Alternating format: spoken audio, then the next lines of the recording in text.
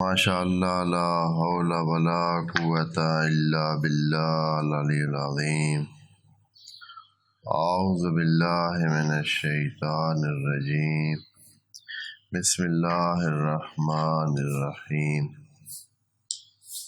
الحمد للہ وکفی والصلاة والسلام علی الذین اصطفی، اما بعد فرب اشرح لی صدری ویسر لی امری واحلل عقدۃ من لسانی یفقہوا قولی وقل رب ادخلنی مدخل صدق واخرجنی مخرج صدق واجعل لی من لدنک سلطانا نصیرا۔ بسم اللہ وباللہ وتوکلت علی اللہ۔ قال اللہ تبارک و تعالی فی سورۃ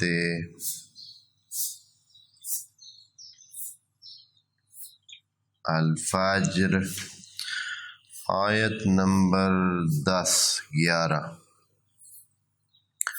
بسم اللہ الرحمن الرحیم۔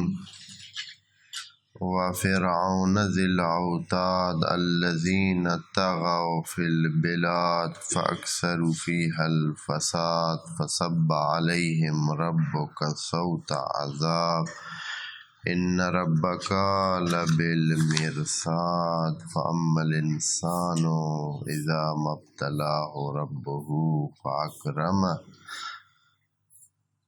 ونعمہ فیقول ربی اکرمن واما اذا ما ابتلاه فقدر علیہ رزقہ فیقول ربی اہانن کلا بل لا تکرمون الیتیم ولا تحضون علی طعام المسکین وتأکلون التراث اکلا لما وتحبون المال حبا جما۔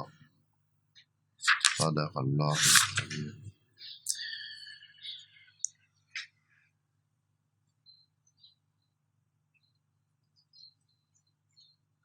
اسی آیت سے تھا سورہ فجر، جیسے کہ عرض کیا ہے مکی صورت ہے، اور مکی صورت میں زیادہ تر اعتقادی سلسلے کو مورد بحث قرار دیا گیا ہے، اور اس صورت میں خدا کریم نے مختلف قسمیں لے کر، جو کہ 4 متقابل قسمیں بنتی ہیں، والفجر سے شروع ہو کر واللیل اذا یسر تک، فجر اور واللیل اذا یسر تقریباً یہ برابر کی قسمیں بنتی ہیں، اور درمیان میں طاق اور جفت کی قسم اور 10 راتوں کی قسم۔ ساتھ یہ بھی کہا کہ یہ بڑی قسمیں ہیں ان کے لیے جو عقل رکھتے ہیں، جو عقل رکھتا ہو تو یہ کم قسمیں نہیں ہیں۔ اور اس کے بعد باتیں شروع کی کہ علم تر کیف فعل ربک بعاد، کہ عاد کے ساتھ کیا ہوا، اور تاریخی حوالے بیان کیے۔ انسان کی ایک خصوصیت ہے کہ وہ ماڑے یا چنگے حالات میں پچھلے حالات کو بیان کرتا ہے، یاد کرتا ہے، کبھی سیکھتا ہے کبھی نہیں سیکھتا،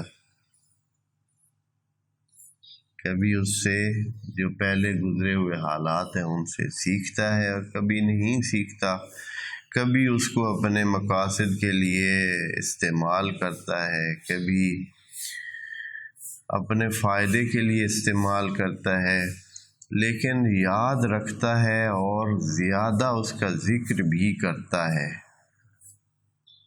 2 بندے ہوں، اگر ان کا کوئی آپس میں مسئلہ ہو تو ایک اس کو پرانے احسانات یاد کرائے گا، پرانے باتیں یاد کرائے گا، پرانے ظلم یاد کرائے گا۔ اگر دو فیملیوں میں لڑائی جھگڑا ہو یا مسئلہ ہو تو وہ آپس میں ایک دوسرے کے جو سلسلے چلتے رہے ہیں، پہلے آپ نے یہ کیا تھا، آپ نے اس وقت یہ کیا تھا، آپ نے یہ بات کی تھی، آپ نے وہ بات کی تھی، یا یہ ہے کہ سبق آموز باتیں ایک دوسرے کو سمجھانے کے لیے انسان کیا کرتے ہیں، پچھلی باتیں یاد کرتے ہیں۔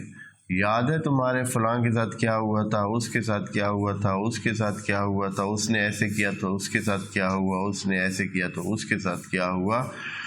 تو جو ماضی کے قضایا ہیں یہ انسان ہمیشہ اپنی سوسائٹی میں، اپنی انفرادی زندگی میں، اپنے آس پاس کے لوگوں کے ساتھ برتاؤ میں ماضی کو ضرور یادآوری کرا کے اس سے فائدہ اٹھاتا ہے، اس کو بیان کر کے اس سے عبرت کا سامان پیدا کرتا ہے، عبرت کا سامان پیدا کرتا ہے۔ یہ انسان کی عمومی نفسیات ہیں۔ خدا کریم نے بھی اس نفسیات سے انسان کے فیور میں اپنی کتاب میں کافی استفادہ کیا ہے، اور یہ جو ذکر کیے گئے ہیں پچھلوں کے قصے یا پچھلوں کی باتیں اور بار بار کہی گئی ہیں، یہ اسی طرح ہے جس طرح ہم اپنے مسائل میں پچھلی کسی بات کو بار بار یاد کرتے ہیں۔ پھر مثال کے طور پر فرض کریں کوئی سال پہلے اگر کوئی گھر خراب ہوئے، سیلاب آئے ہیں، زلزلے آئے ہیں، تو بندہ کہتا ہے کہ بھائی پھر بھی تو اس طرح بنا رہا ہے، دیکھا ہے، یاد ہے وہ پیچھے کیا ہوا تھا سیلاب میں، پچھلے سال اس دفعہ کیا ہوا تھا، پھر اس طرح بنا رہا ہے، یا پھر دریا کے کنارے گھر بنا رہا ہے، یا پانی والی جگہ پہ بنا رہا ہے، یا اس طرح کے کوئی سبق آموز باتیں۔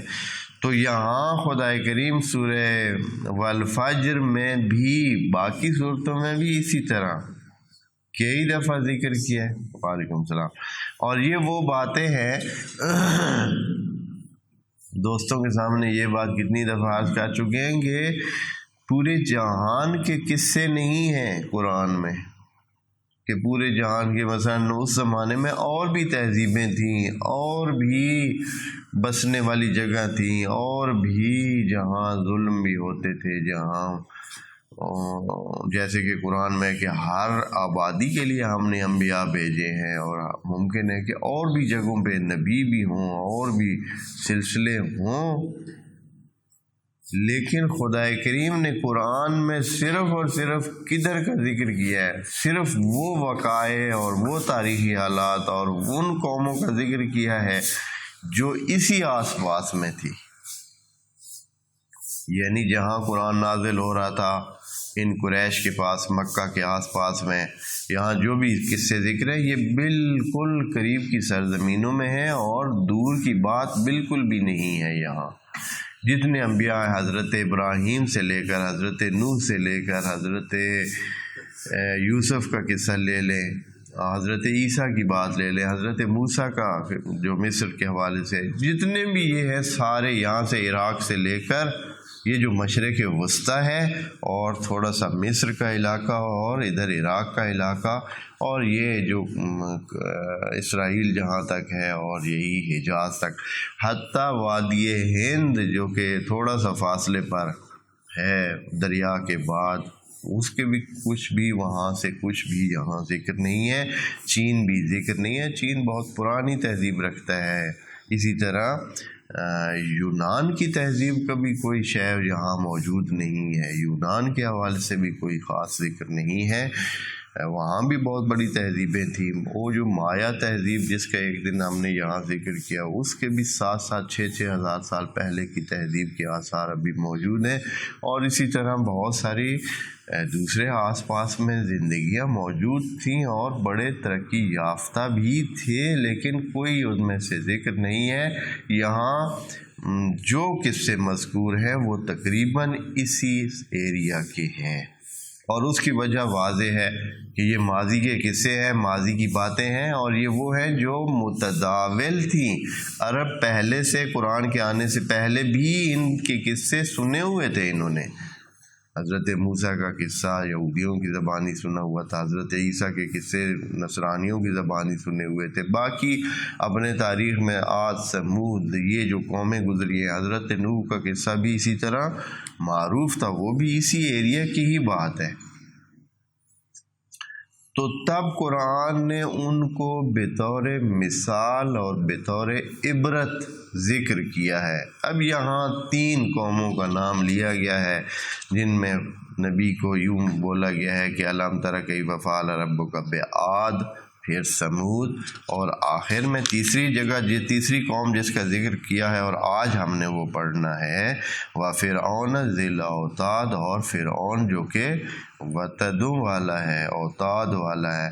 عرض کیا ہے کہ بڑی حیران کن لیول پر کل میں نے ایک تفسیر دیکھی ہے، حسن اصلاحی صاحب کی، اہل سنت کی معروف تفسیر ہے یہاں ہمارے اس براعظم اس میں برصغیر میں، تو اردو کی زبان میں انہوں نے لکھا ہے کہ یعنی کتنی عجیب ہے، اب اس کی توجیہ کرتے کرتے ان سے بن نہیں پا رہے، تو وہ لکھتے ہیں کہ ذی الاوتاد، میخوں والا فرعون، اس کو اس لیے کہتے ہیں کہ وہ کیا تھا، جہاں جہاں خیمے گاڑتے تھے تو خیمے گاڑنے کے لیے میخوں کی ضرورت پڑتی تھی، تو میخیں لگا کر خیمے گاڑتے تھے، اس لیے اس کو کہتے تھے کیا جی، فرعون ذی الاوتاد۔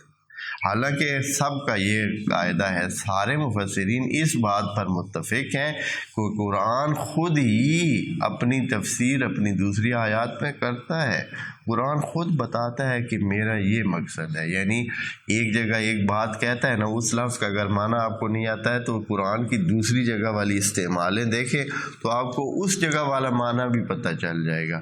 تو یہاں ذی الاوتاد کہا ہے، قرآن نے خود بولے والجبال اوتادا، ہم نے بنایا، خلق کیا جبال کو، کیا پہاڑوں کو کیا بنایا، اوتاد بنایا، اور فرعونوں کے ایریا میں کیا اوتاد موجود تھے، اس دن ذکر کیا ہے کیا تھے، اہرام مصر جو ہے وہ اوتاد کی حیثیت رکھتے ہیں، اور وہ صاحب تھا، انہوں نے ہی بنوائے تھے، خود ہی وہ مالک تھے یا ان کے بنوانے والے جو ہوتے، تو اس لیے ان کو کہتے ہیں ذی الاوتاد، وہ جو پہاڑوں جتنی بلڈنگیں، پہاڑوں جتنی ایک وجود وہ بنایا انہوں نے، اور وہ ہے پہاڑوں جتنا، اور اس کے نیچے ان کے مقبرے ہیں، بڑی عجیب چیزیں وہاں نیچے سے نکلی ہیں، اور انہوں نے کھدائی کر کے پتہ چلا ہے کہ نیچے کیا ہے، ان کے مقبرے نکلے ہیں، اور سینکڑوں مومیائی شدہ لاشیں ان کی پڑی ہیں جو نکلی ہیں، اور ابھی بھی انہوں نے میوزیم میں وہ لاشیں بھی اور ان سے جو باقی بقایا جات تھے وہ ملے ہیں، وہ انہوں نے رکھے ہوئے ہیں مختلف جہان کی مختلف میوزیم میں۔ خود سب سے بڑا مرکز ان کا خود مصر میں ہے، اور مصر آپ دوستوں کی اطلاع کے لیے کہ جہان کے بڑے مراکز، جہاں لاکھوں سیاح ہر سال جاتے ہیں دیکھنے کے لیے ان چیزوں کو اور ان باقیات کو، اور خصوصاً ان اہرام کو۔ میں نے اس دن کہا ہے نا کہ یہ جو موجودہ انسانی بنائے ہوئے عجوبے ہیں، انسان کے ہاتھ کے بنے ہوئے عجوبے، ان میں سے یہ اہرام مصر ہیں، اور ان ہی کو ہی اوتاد خدا کریم نے یہاں کہا ہے وفرعون ذی الاوتاد، کیونکہ یہ ان لوگوں نے ان کے بنانے میں اپنا کردار ادا کیا، اور انہی کے زمانے میں یہ کھڑے کیے گئے،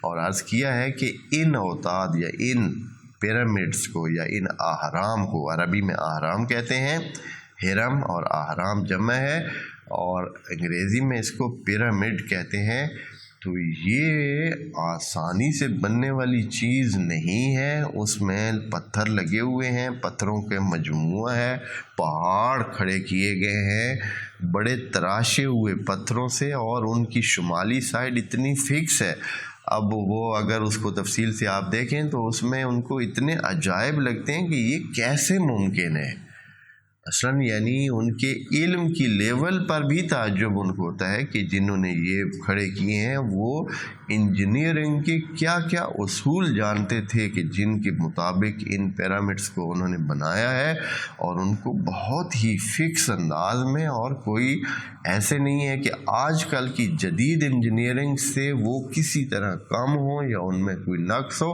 بعین ہی ان سب کا رخ بالکل 0% شمال کی طرف رکھا ہوا ہے سب کا، اور اس طرح رکھنا اور اس کی پہچان رکھنا یہ کوئی ان کے بقول یہ اس زمانے میں جب کہ یہ 5-7 ہزار سال ان کو بنے ہوئے گزر گئے ہیں ناممکن ہے۔ اور پھر ان پتھروں کو ایک حد سے اوپر لے جانا تو بالکل بھی کسی طریقے سے سمجھ ہی نہیں آ رہی ہے، تبھی ان کو عجوبہ کہتے ہیں کہ یعنی ایسی چیزیں جو ہمارے عقل میں نہیں آتی کہ یہ انہوں نے کیسے قائم کر لیے ہیں، اور یہ پتھر ایک حد سے اوپر وہ لے کیسے گئے،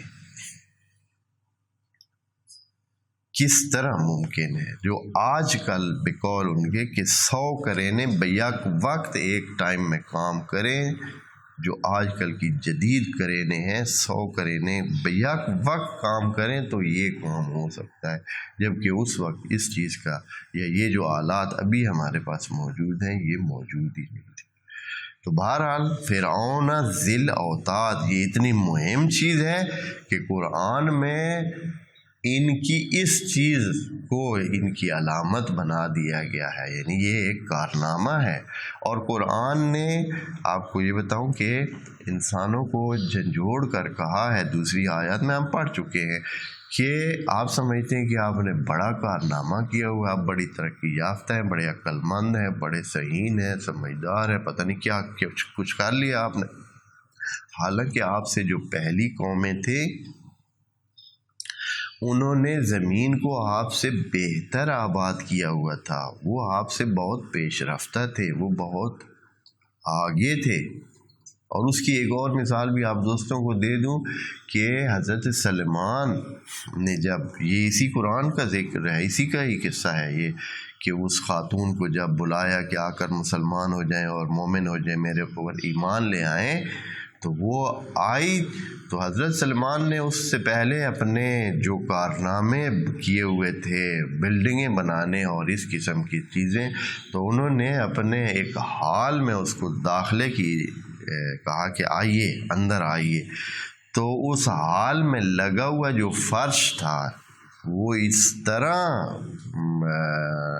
شیشے کا تھا یا شیشے جیسے کسی وجود کا تھا، ایسے پتھر لگے ہوئے تھے اور اس طرح وہ چمک رہے تھے کہ اس خاتون نے یوں سمجھا کہ آگے حال میں پانی کھڑا ہے۔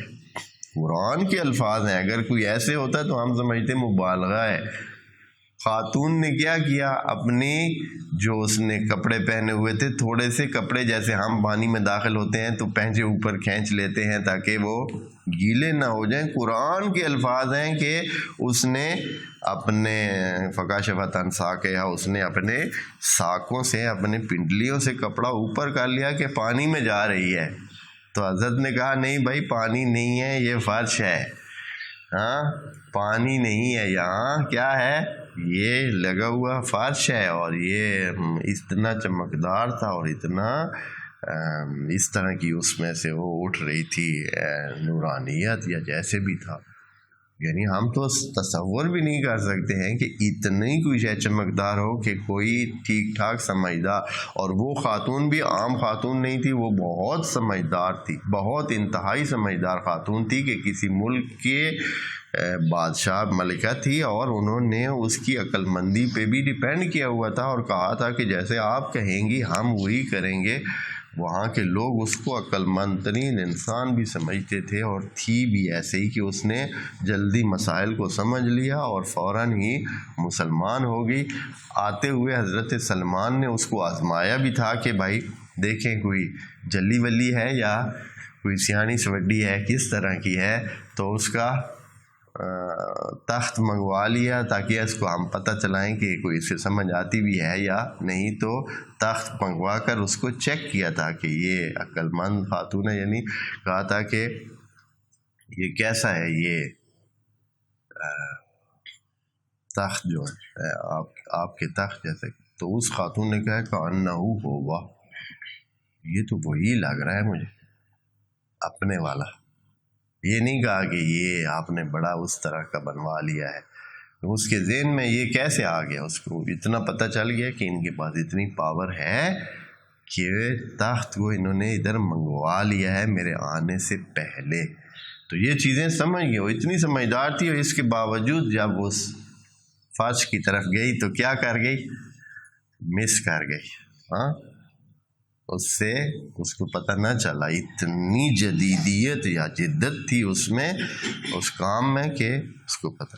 حضرت نے بھی لگائے ہوئے تھے، جنوں کو کام پہ لگایا ہوا تھا. ہاں، اتنی کرائی ہوگی صفائی کہ بالکل جو ہے ٹاپ فنشنگ جو ہے کرا کے رکھی ہوگی.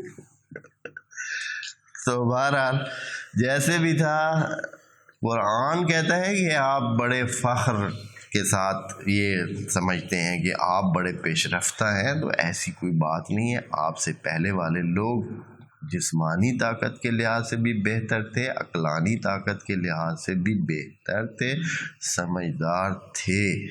تو وہ کچھ نہیں کر سکے، اور وہ کوئی اتنا مارا نہیں مار سکے. غلطیاں کر گئے اور انہوں نے ہماری بات نہ مان کر نقصان کیا ہے. تو اے انسانوں، آپ کیا کر سکیں گے؟ آپ کیوں نہیں سمجھ رہے ہیں؟ تو یہ اس لیے ہمیں کس سے ان کے یادآوری کراتا ہے خدا کریم. اور یہاں فرما رہا ہے وَفِرْعَوْنَ ذِی الْأَوْتَادِ، فرعون جو صاحب وتد تھا، اوتاد تھا. جمع کا صیغہ بھی لگایا اس لیے کہ یہ جو پیرامڈز ہیں یہ 6-7 ہیں، 6 یا 7 ہیں، اور ان کے ایک خاص رتبے. وعلیکم السلام. چھوٹا ہے، بڑا ہے، اور اس سے بھی ایک بڑا.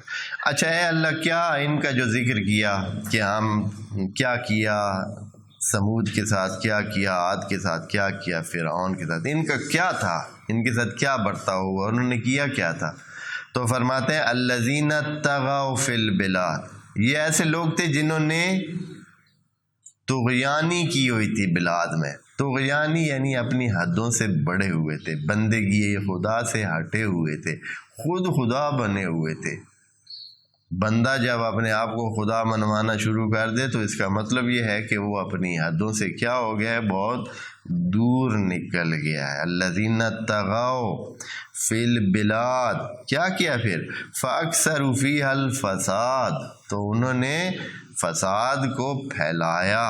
فساد کا مطلب یہ ہے کہ جو طریقہ زندگی خدا کی طرف سے دیا گیا تھا اس کے مطابق نہیں رہتے تھے. وہ ظلم اور جبر، اور جس کی لاٹھی اس کی بھینس والے قانون، یا جس کو جنگل کا قانون کہتے ہیں، کہ وہاں انسانوں کے لیے عدل و انصاف کی گنجائش نہیں تھی.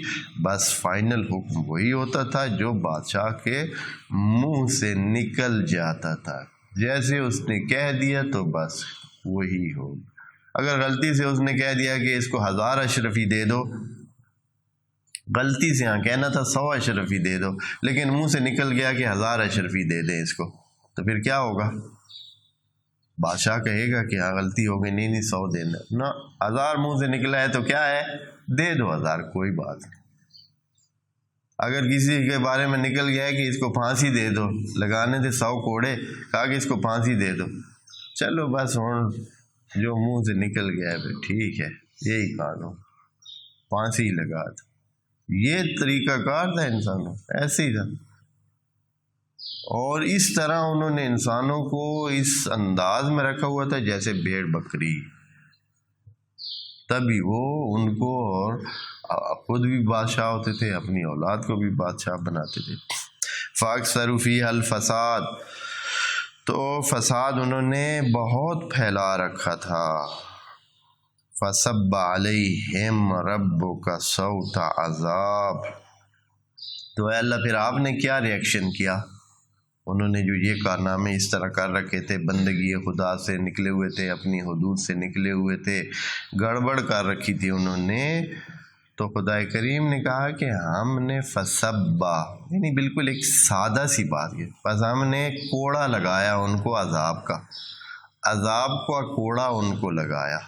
کتنی چھوٹے سے جملہ کر دیا ہے، لیکن عذاب کا کوڑا، خود عذاب کا کوڑا جب اس کی تفصیلات کھولیں تو پتہ چلتا ہے کہ کیا کیا مصیبتیں ان کو ڈالی گئیں اور کتنے عذاب میں ان کو رکھا گیا، ان کی زندگیوں کو تلخ کیا گیا، ان کی زندگیوں میں مشکلات اور بڑی ہی خرابیاں پیدا ہوئیں، اور وہ آخر و ذلیل و خوار ہو کر اس دنیا سے اپنی ہستی بستی ہر چیز کو چھوڑنا پڑا ان کو، اور مر گئے اور ختم ہو۔ تو اے اللہ آپ کا طریقہ کار کیا ہے؟ فرماتا ہے کہ ان ربک لبالمرصاد، اے رسول جان لے تیرا رب ہر وقت کس میں ہے؟ گھات میں ہے۔ گھات میں بیٹھا بندہ کیسے ہوتا ہے کہ وہ اس میں ہوتا ہے کہ کب جس کو اس نے پھنسانا ہے وہ سامنے آئے اور وہ اس کو نشانہ بنائے۔ تو خدا نے اپنے بارے میں یہ کہتے ہیں ان ربک لبالمرصاد، تیرا رب گھات میں، کہ انسان کیا کرے۔ اور یہ گھات میں ہونے کا مطلب یہ ہے کہ اچھائی برائی دونوں میں، اچھائیاں بھی کرے تو کسی کی اچھائی بھی خدا جانے نہیں دیتا ہے۔ لوگ اپنے اندر کے اس سے مجبور ہوتے ہیں اور کرتے ہیں کہ کوئی نہ کوئی میرے کام کو دیکھے، اپریشیٹ کرے کہ میں اچھائی کر رہا ہوں، حالانکہ انسان بھول جاتا ہے کہ کوئی ہے جو اس کو دیکھنے والا ہے، کوئی ہے جو اس کو دیکھنے والا ہے۔ مرصاد میں جو ہے وہ تو اچھائیوں کو بھی اسی طرح لکھتا ہے، درج کرتا ہے، درج کراتا ہے، وہ اس کے پاس سارا حساب محفوظ ہے۔ ان ربک لبالمرصاد، یہ مرصاد اس لیے استعمال کیا ہے کہ انسان کے پاس اس سے بہتر لفظ نہیں ہے، یا انسان کے پاس کسی کی سچویشن کو یا کسی کی حالت کو کنٹرول کرنے کے لیے، یا اس پر اپنا وار کرنے کے لیے، یا اس کو اپنی حالت اور ایکٹیویٹی کو اجرا کرنے کے لیے بہترین طریقہ جو انسانوں کے پاس وہ یہ ہے کہ وہ کس میں بیٹھیں؟ گھات میں بیٹھیں، یعنی کمین گاہ میں بیٹھیں، چھپ کر بیٹھیں، سامنے بھی نہ ہو، کرنے والے کو پتہ بھی نہ ہو، اور وہ اپنا فعل جو بھی اس نے کرنا ہے وہ کرے، اور یہ اس کو نوٹ کرنا ہے تو نوٹ کر لیں۔ اگر مثال کے طور پر کوئی شکار میں بیٹھا ہے تو شکار جیسے ہی سامنے آئے گا تو یہ جو بیٹھا ہوا گھات میں بندہ ہے فوراً عمل کرے گا اور اس کو جو کچھ کرنا ہے کر لے گا، شکار کر لے گا۔ تو خدا کریم نے اپنے بارے میں یہ لفظ کہا، اور پیچھے ایک ابھی لفظ کہ فَيَكِيدُونَ كَيْدًا وَأَكِيدُ كَيْدًا، یہ لوگ بھی چلاکیاں کر رہے ہیں، اور اللہ فرماتا ہے کہ ہم بھی کیا کرتے ہیں؟ ہم بھی چلاکی دکھاتے ہیں۔ تو پھر دیکھتے ہیں کہ چلاکی چلتی کس کی ہے۔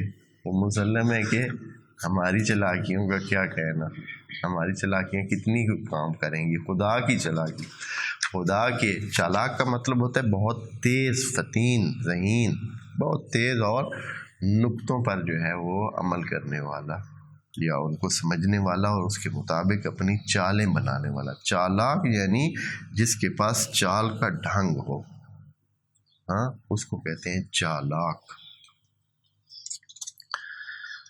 ان ربک لبالمرصاد، اللہ تیرا مرصاد میں بیٹھا ہے۔ اچھا، اب خدا کریم آتا ہے اور انسانوں کی ایک خاص حالت کے بارے میں بہت اچھی بات بتاتا ہے۔ بعض اوقات ہمیں یہ خیال ہوتا ہے دنیا میں انسانوں کے خیال کو باطل کرنے کے لیے کہ انسان جو سوچتے ہیں اس طرح نہیں ہوتا ہے۔ انسان کیا سوچتے ہیں؟ عام طور پر انسانوں میں یہ سوچ موجود ہے کہ اگر کسی کے پاس وسائل زیادہ ہیں، کھلے ہیں، تو وہ خدا کا محبوب ہے، خدا اس کو چاہتا ہے، خدا نے اس کو وسائل دے رکھے ہیں، وہ تو موجیں کر رہا ہے، اس لیے کہ وہ خود بھی کہتا ہے اللہ کا بڑا ہی فضل ہے، اللہ کا بڑا ہی کرم ہے، اللہ نے بڑا دے رکھا ہے، اللہ نے ہم پہ بہت مہربانی کی ہوئی ہے۔ کیونکہ اس کے پاس وسائل ہیں. اور دوسری طرف وہ جن کے پاس وسائل نہیں ہیں وہ اس چکر میں پھنسے ہوئے کہ پتہ نہیں اللہ ہم سے ناراض کیوں ہے. اللہ نے ہمارے رزق کو تنگ کر رکھا ہے، اللہ نے ہمارے اوپر بڑی سختیاں رکھی ہوئی ہیں، پتہ نہیں اللہ کس بات سے ناراض ہے. یا اس طرح کا جملہ بھی سننے کو بعض وقت ملا، پتہ نہیں اللہ کب راضی ہوگا، اللہ راضی ہوگا تو ہمارے کام بھی چل پڑیں گے. یا ابھی بھی بہت سارے لوگ یہ جو ہے کچھ مصیبتیں آتی ہیں تو ان کو یہی سمجھتے ہیں کہ یہ اللہ کی ناراضگی کی وجہ ہے. اس آیت میں خدا کریم بتاتا ہے کہ یہ جو دنیا میں نظام چل رہا ہے اس میں وسائل کا ہونا اللہ کی خوشنودی یا اللہ کی رضایت کی دلیل نہیں ہے، اور وسائل کا نہ ہونا اللہ کی ناراضگی کی دلیل نہیں ہے. کیا فرماتے ہیں؟ کہتے ہیں فَأَمَّا الْإِنسان، یہ جو انسان ہے جس کا نام انسان ہے، اذا مبتلاہ ربہ، جب اللہ اس کو مبتلا کرتا ہے. اچھا پہلے ہی کہتا ہے کہ ہم مبتلا کرتے ہیں، یعنی بلا دیتے ہیں اسے. مبتلا بلا سے ہے، بلا کا باب افتعال جب لے جائیں تو کیا بنے گا؟ اس میں مفعول اس سے بنے گا مبتلا. ٹھیک ہے جی، ابتلا یبتلو ابتلاء، مبتلی و مبتلا، مبتلا جس پر بلا آ جائے. بلا کا مطلب ہوتا ہے کہ کسی سے واسطہ پڑھنا، واسطہ پڑھنے کو بلا بھی کہتے ہیں. تو یہ جب انسان کا واسطہ ڈالتا ہے یعنی وہ اس کو آزماتا ہے. کیسے آزماتا ہے اللہ؟ فَأَكْرَمَهُ، تھوڑی اس کو عزت دیتا ہے معاشرے میں، اور کیا؟ وَنَعَمَهُ، اور اس کو نعمتوں سے نوازتا ہے، نعمتیں دیتا ہے. لیکن پہلے بتا دیا، پہلے یہ نہیں کہے گا فَأَكْرَمَهُ وَنَعَمَهُ وَإِبْتَلَاهُ، نا، ابتلا کا لفظ پہلے کہا ہے کہ یہ سارا کام ہو کس کے لیے رہا ہے؟ ابتلا کے لیے، آزمائش کے لیے، بندے کو آزمانا ہے. تو پھر انسان کیا بول اٹھتا ہے؟ فیقول، پھر انسان بولتا ہے ربی اکرمنی، اللہ نے میرا بڑا احترام کیا ہے، اللہ نے میرا بڑا دھیان کیا ہے.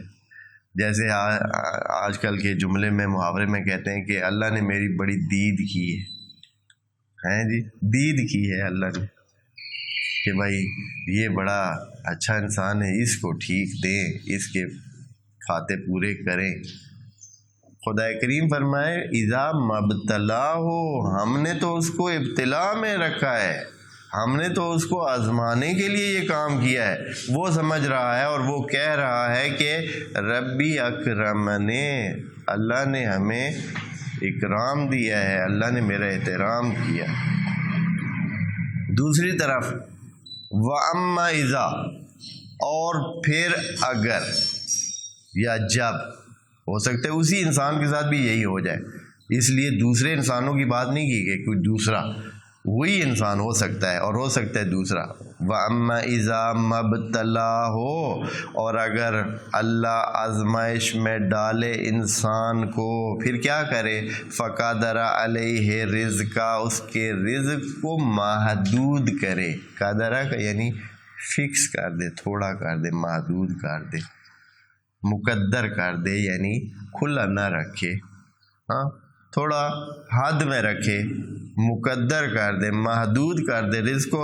تو فیقول، پھر یہ بول اٹھتا ہے کیا؟ ربی اہاننی، اللہ نے میری بڑی بےزتی کر دی ہے، یا یہ ہے کہ میرا درجہ دھیان نہیں کیا ہے، میرا حق تو اس سے بہتر بنتا تھا، میں اس سے زیادہ لائق ہوں، تو اللہ نے میرے، حالانکہ خدا فرما رہا ہے کہ اذا مبتلا ہو، اللہ نے یہ بھی ابتلا دی ہے، وہ بھی ابتلا دی. اب دیکھنا یہ ہے کہ دونوں ابتلاؤں میں سے مشکل کون سی دوستو؟ میں ابھی آپ کو ایک اور مثال بھی دوں گا، جس سے ان دونوں ابتلاؤں میں سے انسان کو وسائل دے کر خدا آزمائے، یہ سوکھا امتحان ہے، یا انسان کو وسائل کم دے کر امتحان میں ڈالے، امتحان میں رکھے؟ تو ان میں سے کون سا سوکھا امتحان ہے؟ اب تک جو انسانوں کو دیکھا گیا ہے کہ جن کے پاس وسائل ہوتے ہیں وہ حتماً یا ان میں سے 90%، 99%، 98% وہ راہ خدا سے ہٹ جاتے ہیں۔ یہی وسائل باعث بنتے ہیں کہ وہ کیا ہو جائیں، چیڑے ہو جائیں، اور پھر خدا کی بندگی سے کیا ہو جاتے ہیں، نکل جاتے ہیں۔ پس یہ آزمائش بہت سخت ہے۔ جن کے پاس نہیں ہوتے وہ ایک تو یہ ہے کہ نہ ہونے کی وجہ سے ان سے گناہ نہیں ہوتے، جب ہے ہی نہیں۔ جب فرض کریں کسی گناہ کرنے کے لیے جو وسائل پیسے چاہیے وہ ہے ہی نہیں، تو گھر میں ہی بیٹھے گا۔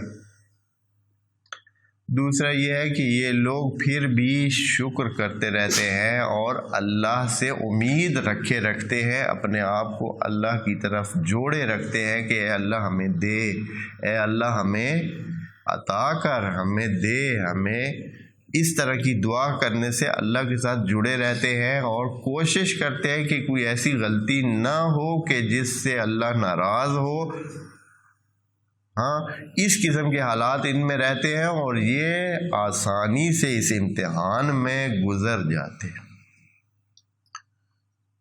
کم وسائل انسان کے امتحان کو آسان بنا دیتے ہیں، زیادہ وسائل حتماً انسان کو کیا کرتے ہیں، آپے سے باہر نکال دیتے ہیں، جیسے کہ ہم دیکھ رہے ہیں ایسا ہی ہو رہا ہے۔ ایک اور مثال آپ سن لیں۔ اگر امتحان دے دیا جائے، دو بندوں کو پرچہ دے دیا جائے، ایک میں سوال بالکل سوکھے ہیں، بالکل سمپل، دو اور دو کتنے ہوتے ہیں، 4، لیکن نمبر بہت کم، نمبر اس کے رکھے گئے ہیں بہت کم۔ ہاں، 20 سوال دیے گئے ہیں ایک نمبر کے، 20 سوال دیے گئے ہیں کتنے کے جی، ایک نمبر کے، سوال بھی سوکھے۔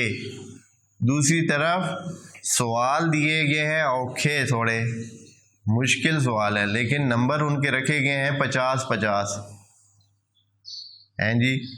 وہاں بھی 20 سوال دیے گئے ہیں، لیکن 50 نمبر کے، تھوڑے مشکل، جو قابل برداشت ہے، اگر تیاری کسی نے کی ہو تو وہ بھی کر سکتا ہے۔ تو یہ بندہ خوش ہو کہ مجھے بہت سوکھا پرچہ دیا گیا ہے، وہ بندہ کڑتا رہے کہ میرا پرچہ اوکھا ہے، حالانکہ اس کے پرچہ اس نے اگر آدھا بھی سوال کیا، ایک سوال صرف آدھا بھی کر دیا، تو اس کو کیا ملے گا، اس کے تو 25 نمبر اس کو مل جائیں گے۔ یہ 20 کے 20 بھی کر جائے نا، پورے 100% اچھی طرح حل کر جائے، تو ٹوٹل نمبر اس کے کتنے بنیں گے، 20 بنیں گے، اس لیے کہ اس کے جو سوال ہیں ان کے نمبر کتنے ہیں۔ اب مثلاً کسی نے وسائل ہیں اس کے پاس، اس نے جا کر حج کر لیا اور مکمل کیا، سارے حوالوں سے ٹھیک حج کیا، تو ابھی تو وہ 0 پر ہے، اس لیے کہ اس نے جو کیا ہے اس پر واجب ہو گیا تھا، وسائل جو لے رکھے تھے۔ اگر کسی نے زکوٰۃ دے دی ہے، پوری دے دی ہے، ٹھیک دے دی ہے سب، ابھی تو وہ 0 تک آیا ہے، منفی نہیں گیا ہے، اس لیے کہ جو اس کی ذمہ داری بنتی تھی اس نے ابھی پوری کر دیا ہے۔ جس کے پاس زکوٰۃ دینے کے لیے کچھ بھی نہیں ہے، اس کا کیا، کچھ بھی نہیں۔ اگر اس نے تھوڑی سے 1 روپیہ بھی زکوٰۃ کا دے ہی دیا، اپنے اسی مال سے 1 روپیہ دے دیا اس نے، تو اس کا اجر کتنا ہوگا؟ وہ اس کی بنتی نہیں تھی، اس کی ذمہ داری نہیں تھی، پھر بھی اس نے 1 روپیہ دے دیا، صدقہ دے دیا، تو اس کو کتنا اجر ملے؟ ہم انسان خوش ہوتے ہیں اسی طرح اکثر ایسے ہی ہے کہ ہمیں سوکھا پرچے سے ہم کیا ہوتے ہیں؟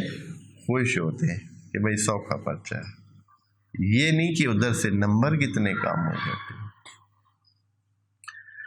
یہی انسانوں کا ہے۔ اگر کسی کے پاس کوئی اس طرح کے وسائل ہیں اور وہ اس کے مطابق خدا نے اس پر ڈیوٹیاں ڈال دی ہیں، وہ ڈیوٹیاں اگر نہیں کرتا ہے تو وہ تو منفی میں جا رہا ہے، نقصان میں جا رہا ہے۔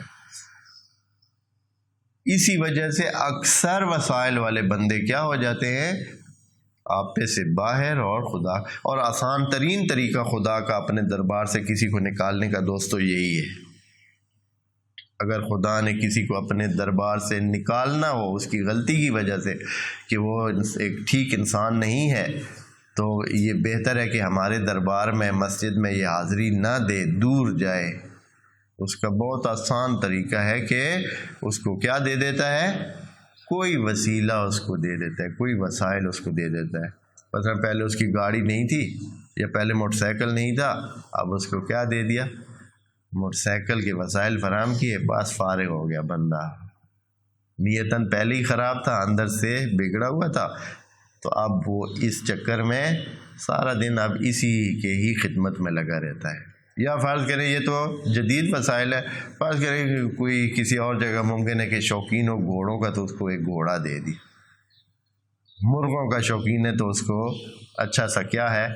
مرغا ایک دلا دیا، بس آپ، یا بٹیروں کو جاؤ گے تو ایک بٹیرا اس کو نصیب میں آ گیا، اب وہ بیٹھا ہے اپنے بٹیرے کو لے کر چگانے جاتا ہے پچھلے ٹائم، ہاں، اور پھر سارا دن اس کی خدمت کرتا رہتا ہے۔ اب یہ چیز اس کو لا کے دے، یہ چیز لا کے دے، اب ادھر رکھے، اب دھوپ پہ رکھے، اب چھاؤں پہ رکھے، اب پردے میں رکھے، اب ادھر رکھے، اب ہاتھ میں لے کر ایسے سے،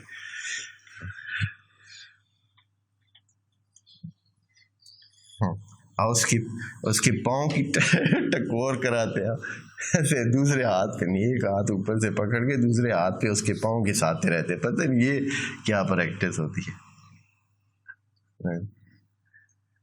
تو بہرحال ایک عجیب سی کیفیت، سارا دن جناب مصروف ہے جی، بندہ مصروف ہے۔ یہ خدا کی طرف سے دی ہوئی کیا ہے؟ ایک دیس نکالا اس کو کہتے ہیں، یعنی خدا نے اس کو دور کر دیا، جاؤ تم میرے بندے نہیں بنتے ہو، میری چھوٹی سی مخلوق کے نوکر بن کے رہو، میری بندگی نہیں کرتے ہو تو کیا کرو؟ ایک کتے کے نہلانے کے لیے اپنے آپ کو وقف کر دو۔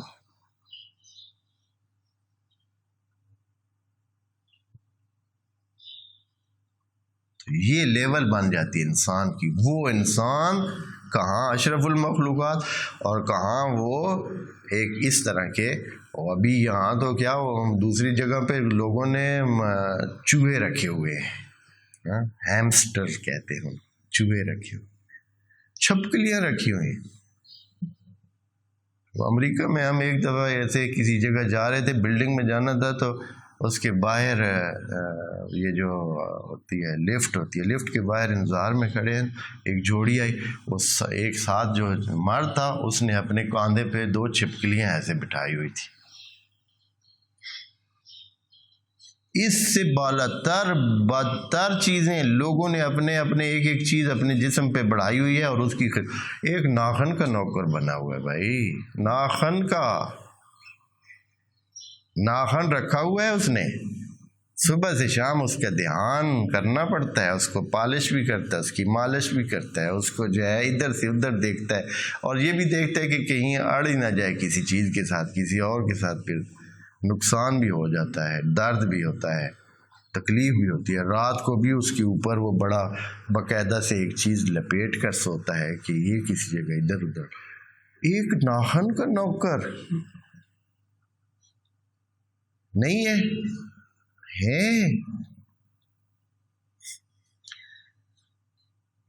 وہاں آپ دیکھیں عجیب دنیا ہے۔ میں جب ہم ادھر موجود تھے امریکہ میں، دیکھیں ایک نے جناب بغلوں کے بال بڑھائے ہوئے، والی بات ہے، اور پھر وہ جو ہے کپڑے بھی اس نے ایسے پہنے ہو کہ وہ نظر آئیں باقاعدہ، ایسے نہیں کہ بھائی ہاں وہ دوسری جو ہے نا ایک بنین ٹائپ ہوتی ہے جو صرف ادھر کندھوں پہ ڈال کے جو ہے نا جیکٹ ٹائپ ایک چیز ہوتی ہے وہ پہنتے تاکہ پتہ چلے، اور پھر اس کو کنگھی بھی کرتے تاکہ سیدھے رہیں۔ میں مزاح نہیں کر رہا، آنکھوں سے دیکھی ہوئی چیزیں بتا رہا ہوں۔ ایک بندے کو یقین کریں میں نے خود دیکھا کہ اس نے ناک کے بال بڑھائے ہوئے ہیں۔ صرف کیا ہے کہ انفرادیت نظر آئے، وہ نظر آئے کہ وہ دوسروں سے کیا ہے، مختلف ہے، لوگ اس کی طرف توجہ کریں۔ اور یہ سارے کام کیوں ہیں؟ اس لیے کہ اس کے دربار سے جب باہر نکلا ہے تو پھر وہ کہتا ہے کہ تم گھٹیا ترین چیز کہ تم کیا بن جاؤ، بندے بن جاؤ، میرے بندے نہیں ہو تو جتنا نیچے جا سکتے ہو جاؤ۔ یہ ایسے نہیں ہے آپ سمجھتے ہیں کہ ایسے ہی کوئی دو بندے ایک داند کو پکڑ کے ادھر ہم دیکھتے ہیں باہر، کبھی آپ جائیں یا نہیں جاتے ہیں یا نہیں، کبھی جائیں تو ادھر کھلے میدانوں میں نکلے۔ ہماری ساتھ والی آبادی میں لوگوں کو بڑا بیلوں کا شوق ہے، بیل نہیں ہوتے بیلوں کا شوق ہے، دو تین بندے، ہاں 10 میٹر لمبی باغیں پکڑ کر ایک ادھر چل رہے، ایک ادھر، درمیان میں جو ہے وہ بیل کو لے کے جا رہے۔ کتنے بندے رکھے ہوئے انہوں نے، ان کی سارا دن ساری رات صرف کیا ہے، بیل کی خدمت۔ یہ بندہ اب آ کر نماز پڑھے گا، اللہ کی بندگی میں سجدہ دے گا یا اللہ کی بندگی پہ چلے گا؟ بھائی کیوں ٹائم ہوگا اس کے پاس ایسا؟ پتہ نہیں کدھر ہم چلے گئے، نکل گئے اپنی وادی سے۔ خوب فَأَمَّا إِذَا مَا ابْتَلَاهُ، پس دوستو وسائل کا ہونا دلیل نہیں ہے کہ یہ بندہ اللہ کا محبوب ہے۔ میں نے ایک فارمولہ پہلے بھی بتایا تھا کہ کیسے آپ کو پتہ چلے کہ اللہ کی آزمائش میں ہے وسائل آپ کے، یا آپ کے وسائل اللہ کے طرف سے نعمت ہے۔ کبھی کبھی خدا کریم نعمت بھی دیتا ہے، یہ نہیں کہ ہر وقت آزمائش دیتا ہے۔ کبھی کبھی اچھے انسانوں کو خدا اس دنیا میں مناسب زندگی دیتا ہے، مناسب نعمتیں دیتا ہے، کیونکہ وہ ایک اچھے انسان ہیں، وہ یا جس طرح بھی ہے انہوں نے اچھا امتحان دیا ہے، یا خدا کو یہ یقین ہے یا خدا کو پتہ ہے کہ یہ بندے آپے سے باہر نہیں جائیں گے، ان کو نعمتیں بھی دیتا ہے، وہ نعمتوں کے ہوتے ہوئے بھی آپے سے باہر نہیں جاتے۔ تو فارمولہ یا معیار کیا ہے، کیسے پتہ چلائیں کہ یہ نعمت ہے یا آزمائش ہے؟ وہ بہت واضح ہے۔ امام حسن سے کسی نے پوچھا تو انہوں نے فرمایا کہ اگر نعمت کی وجہ سے آپ اللہ کے اور بھی قریب جا رہے ہیں، نعمتوں کی وجہ سے اللہ کے مزید قریب جا رہے ہیں، تو سمجھیں کہ یہ اللہ کا دیا ہوا تحفہ ہے، موجیں کریں، کھائیں پئیں موجیں کریں اور مزید اللہ کی طرف بڑھیں۔ اور اگر ان نعمتوں کی وجہ سے آپ اللہ سے کیا ہو رہے ہیں، دور ہو رہے ہیں۔ پہلے آپ کے پاس ٹائم ہوتا تھا مسجد میں آنے کا، جب سے آپ نے ابھی مثلا یہ فلاں چیز لی ہے، اب آپ کے پاس ٹائم نہیں ہوتا ہے، تو اس کا مطلب ہے کہ یہ نعمت آپ کے لیے کیا ہے، عذاب ہے، یہ خدا کی طرف سے آزمائش ہے، یہ ابتلا ہے جو آپ کو خدا سے کیا کر رہا ہے، دور کر رہا ہے۔ اس کے بعد ایک اور بات چھیڑتے ہیں، اور وہ ہے معاشرتی ایک نظام ہمارا، کہ ان چیزوں کے بعد جب انسان کے پاس مال ہو تو اس کے جو صحیح راستہ ہے آپ نے اگر چیک کرنا ہے اور اپنے آپ کو اس راستے پہ لے آنا ہے اور ابتلا میں پاس ہونا ہے، کیونکہ دونوں سائڈیں ابتلا کی ہو گئی، ایک طرف ہو گئی مال کا دینا، نعمت کا دینا، اور دوسری طرف ہو گئی نعمت کا محدود ہونا، مال کا محدود ہونا۔ تو دونوں صورتوں میں خدا کریم جو ہے کیا کر رہا ہے، یہ اس کے جو دوسرا پہلو ہے کہ جن کے پاس ہے ان کو کیا کرنا چاہیے، اور جن کے پاس نہیں ہے ان کے حوالے سے کیا کرنا چاہیے، دونوں کے بارے میں انشاءاللہ آگے پڑھیں گے۔ والسلام علیکم ورحمۃ اللہ وبرکاتہ۔